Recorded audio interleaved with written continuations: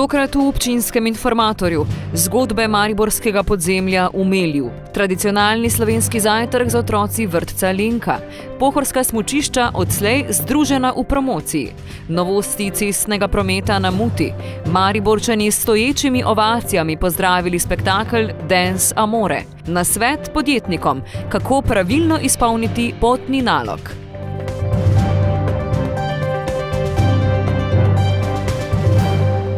Lepo pozdravljeni. Tokrat začenjamo z zgodbami mariborskega podzemlja. V Melju, v hiši, kjer so ponujali erotične masaže, naj bi se v resnici izvajala trgovina z ljudmi, prostitucija. Osumljeni Gregor Jagar je sam stopil pred medije. Na policijski upravi Maribor pa so pojasnili, da so po razširjeni mednarodni preiskavi Maribor, Gradec, Beljak in celo Dunaj kazensko ovadili 9 oseb. Dan po hišnih preiskavah je dvorišče na ulici Heroja Jevtiča mirno, dokler pred novinarje ne stopi Gregor Jagar. Jaz sem zdaj taka stran za celo življenje, oprace ne morem več, ne. To je žal tako.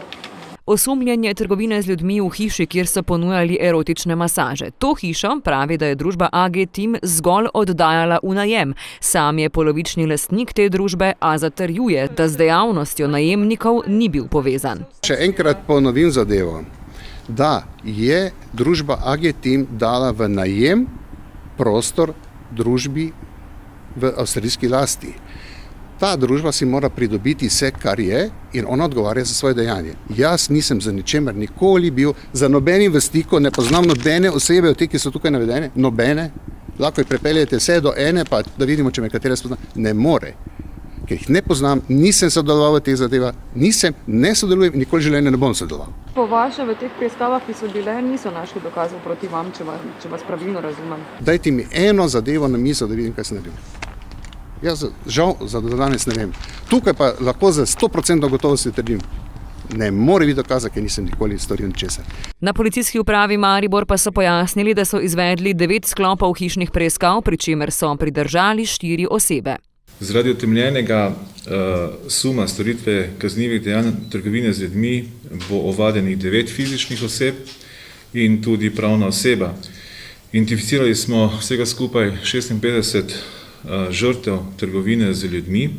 Povezana s prostitucijo, revščino in socialno stisko najmanj 56 žensk so izkoristili za ustvarjanje lastnega dobička. Nekdo, ki te nastani v objektu, kjer ti pojasni pravila in hierarhijo, ter način izvajanja prostitucije v zato urejenih sobah, kjer ženske hkrati tudi prebivajo, ti pove, da se prostitucija izvaja vse dni v tednu, najmanj v času od 10 do 24 ure, da je cena prostitucije določena in da morajo za najem sobe plačati 450 evrov za en teden oziroma 70 evrov na dan, da se najemnina plača vnaprej in da morajo prostitucijo pred policijo prikrivati oziroma trditi, da te ne izvajajo, stori po našem mnenju vse znake očitanih kaznivih dejanj.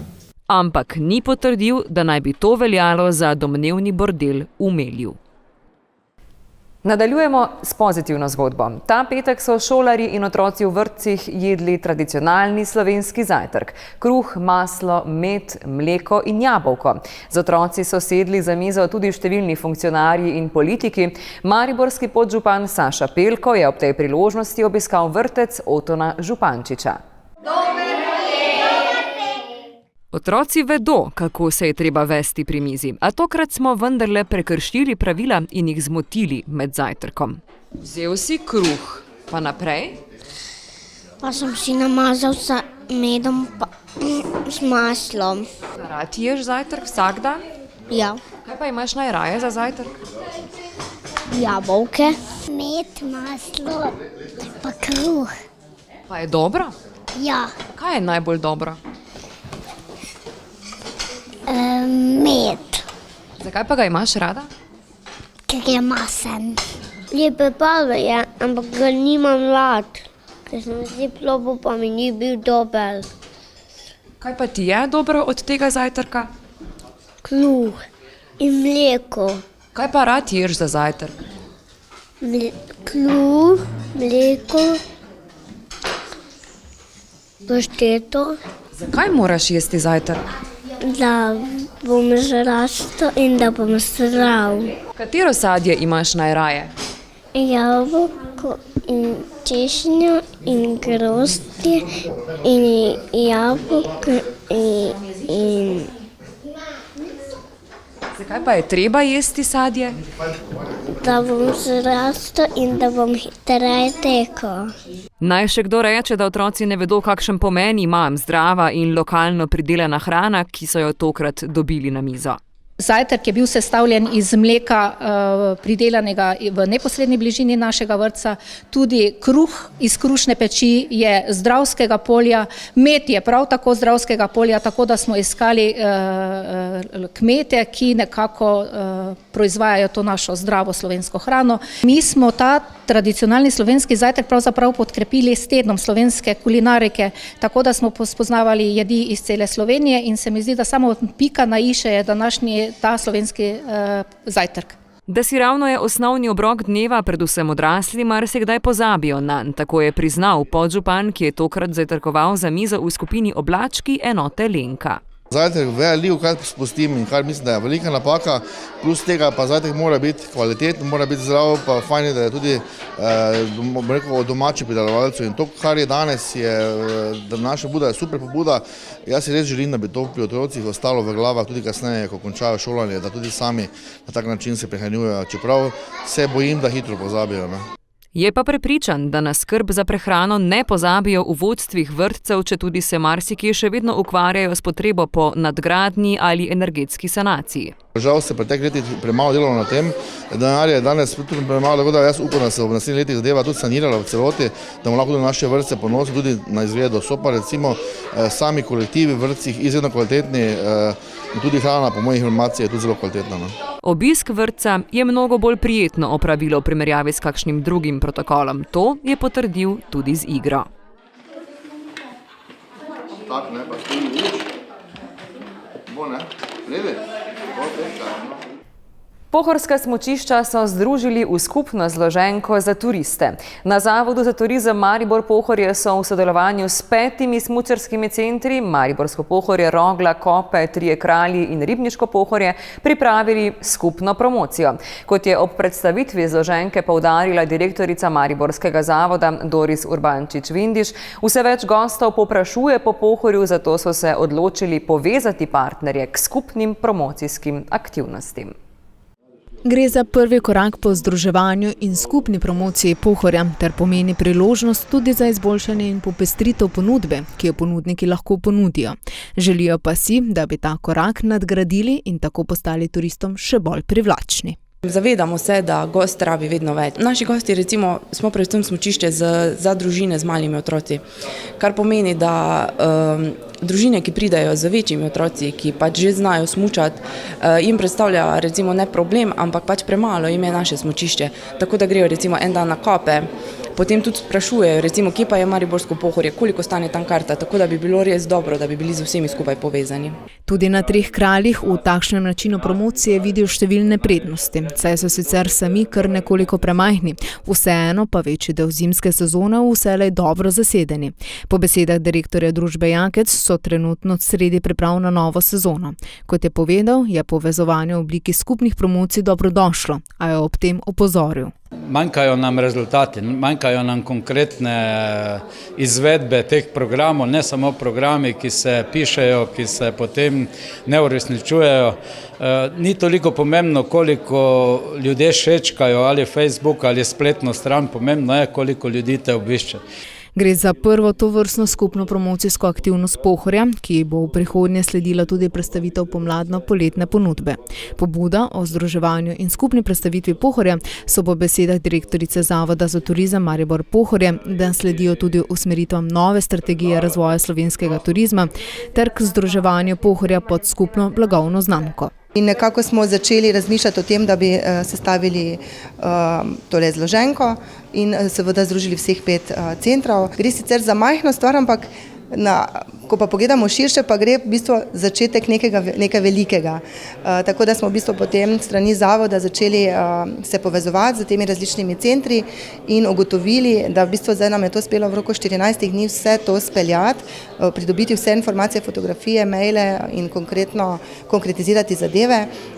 kar pa nam je samo v bistvu iztočnica, tudi glede na strategijo, kjer je zapisano, da smo Maribor Pohorje pod alpsko regijo in da je želja po združevanju blagovne znamke Pohorje. Na Marpromu, ki je sicer tudi upravljalec Mariborskega Pohorja, pa skupno akcijo ocenjujejo kot začetek sodelovanja in povezovanja celotnega Pohorja, katerega pomemben vidik je skupna smučarska karta.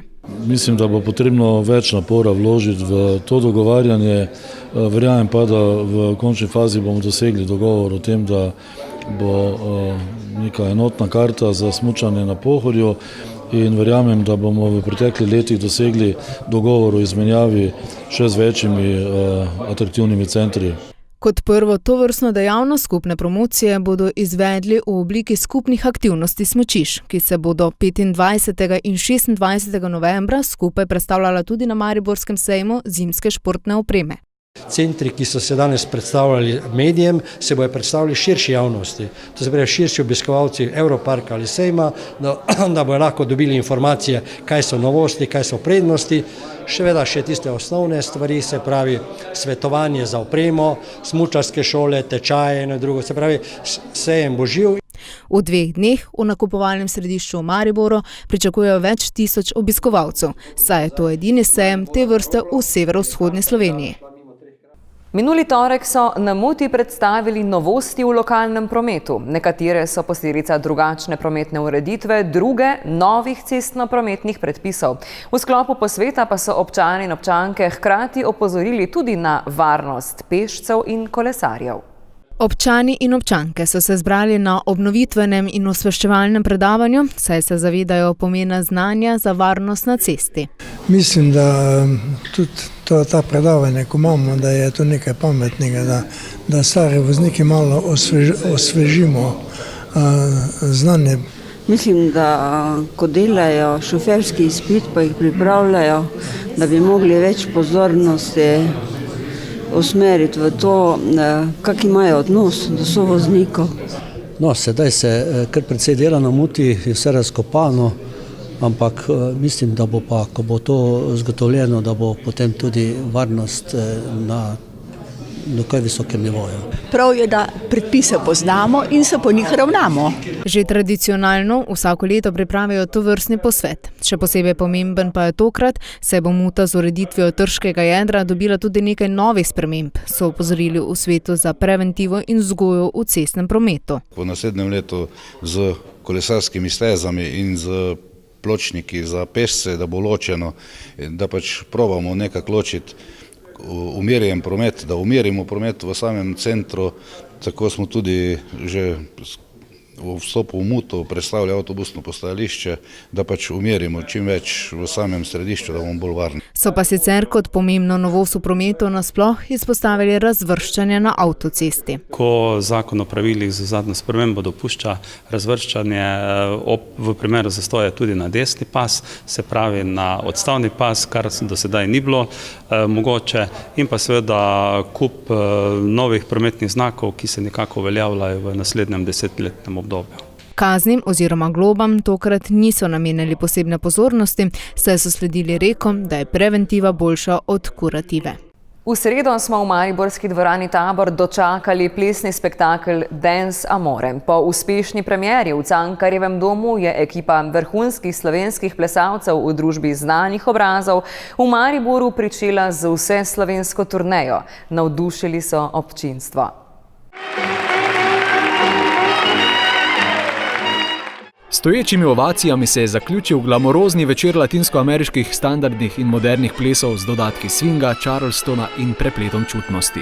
Izredna ljubiteljica sem plesov že vsa leta, vse vrste plesov spremljam, imam rada, sploh pa verjetno bo tudi tale klasični plesi v parih in tako dalje, standardni.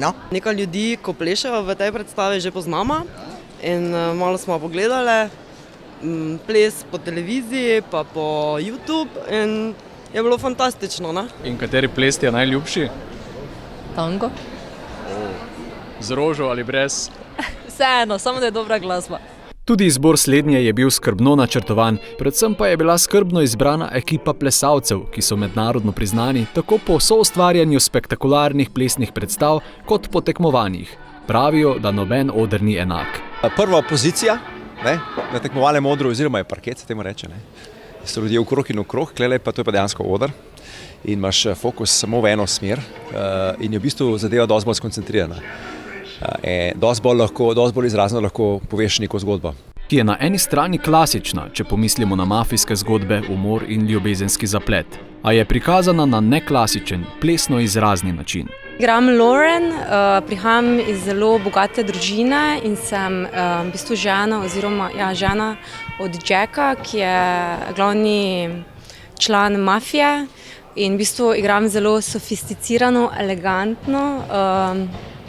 eleganten karakter, tako da to je moja vloga. Jaz bom predstavil vlogo desne roke mafijskega šefa Jacka.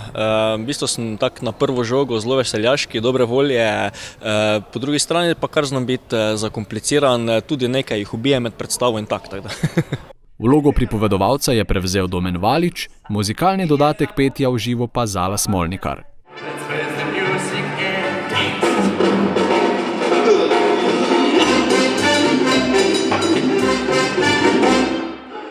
S prvo postajo vseslovenske turneje spektakla Dance Amore so navdušili Maribor. Druga postaja bo Novo mesto, a naj bi se v štajersko prestolnico še vrnili, spomladi prihodnje leto.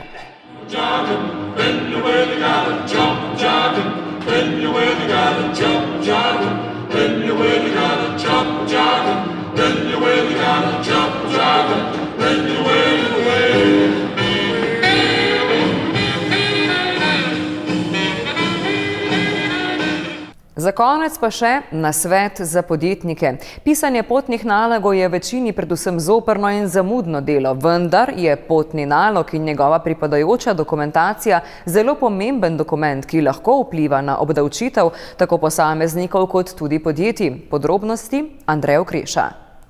Potni nalog je verodostojna knjigovodska listina, ki služi za obračun potnih stroškov na službenih potovanjih. Zakaj pisati potne naloge? Neposredno zakonodaja ne določa, da je potrebno pisati potne naloge. Kot pa je znano, pa mora zavezanec za svoje trditve v davčnem postopku predložiti dokaze. To pomeni, da je potrebno dokazati upravičenost izplačila potnih stroškov. Saj so le ti na podlagi zakona o dohodnini ne vštevajo v davčno osnovo za davek od osebnih prejemkov, poleg tega pa morajo biti izplačani v znesku v okvirih predpisane uredbe. Obstaja še en razlog za pisanje potnih nalogov, to je v bistvu zakon o davku od dobička pravnih oseb oziroma zakon o davku od dohodka pravnih oseb. Kakšne so posledice nepopolnih in neresničnih nalogov? Zavedati se je potrebno, da davčni inšpektorji zelo radi preverjajo upravičenost izplačil kilometrin in dnevnic za zaposlene. Običajno se inšpektorji odločajo, da tistih potnih nalogov, ki nimajo prilog, sploh ne gledajo in jih uvrstijo takoj avtomatično med davčno nepriznane odhodke, hkrati pa izplačilo zaposlenemu preko potnega naloga prekvalificirajo v drugi prejemek iz delovnega razmerja. Če je kratkoročen učinek uveljavljanja potnih stroškov zelo sladek, se to lahko torej kaj hitro spremeni v primeru inšpekcijskega pregleda v nekaj drugega. To pomeni, da na eni strani dodatno obdavčijo družbo, kar pomeni, da mu zvišajo davčne obveznosti, na drugi strani pa potem tudi za zaposlene se uvede postopek obnove dohodnine in seveda morajo doplačati tudi oni. Poti iz tega primeža ni, razen odločitev za davčno načrtovanje. V bistvu pa tudi potni nalog prekvalificirajo v drugi prejemek, kar pomeni, da so dodatno obdavčijo tudi prispevki zaposlenih. Potem, katere pa so najpogostejše napake, ki jih v bistvu delajo zavezanci? Pri davčnih pregledih zavezanci običajno ugotovimo, da določenih podatkov na potnem nalogu ni, ali so nepopolno napisani, nepravilno napisani. Drugi problemi pa so priloge k potnemu nalogu. Pisanje potnih nalogov za nazaj, to je v bistvu večna tema in vedno na večini primerov zavezanci tudi pišejo potne naloge za eno leto nazaj. Nespretneže tako lahko davčni inšpektorji hitro ugotovijo. V bistvu potni nalogi so napisani za uporabo istega pisala, potem so vedno ista pisava in dodatno še potem poknjižijo, vse potne stroške se poknjižijo tudi za nazaj na koncu decembra in to v okviru ene v bistvu temeljnice. Potem potni nalogi seveda nimajo zaporednih številk, tudi tu so lahko velike težave. Potem potni nalog recimo ne vsebuje prebivališče zaposlenega. Potem po čigavem nalogu je odpotoval zaposleni. Tudi tukaj so zelo skopi z tem, recimo, kaj navedeti na potni nalog. Prav tako so problemi z relacijami poti, navedejo se recimo na daljši postanki, recimo če se gre v Ljubljano in v Novo Gorico, se Ljubljana avtomatsko izpusti. Potem je pomanjkljivo recimo datum in ura odhoda in prihoda, manjka registrska številka službenega vozila in pa obračuni napačno so izstavljeni. Zelo pomembno pa je tudi, da so pomanjkljivi podpisi predlagatelja. To je v večini primerov kar velik problem. Manjkajo tudi žigi in podpisi in takšne zadeve. Najpogostejša napaka pa je tudi, da manjkajo priloge. Kajti potni nalog izstavimo v tem primeru, da v bistvu mora biti razvidno dejansko, da si recimo imaš eno vstopnico, da imaš kakšno vabilo, da imaš recimo kakšno dobavnico, da moraš kako robo dobaviti ali kaj podobnega.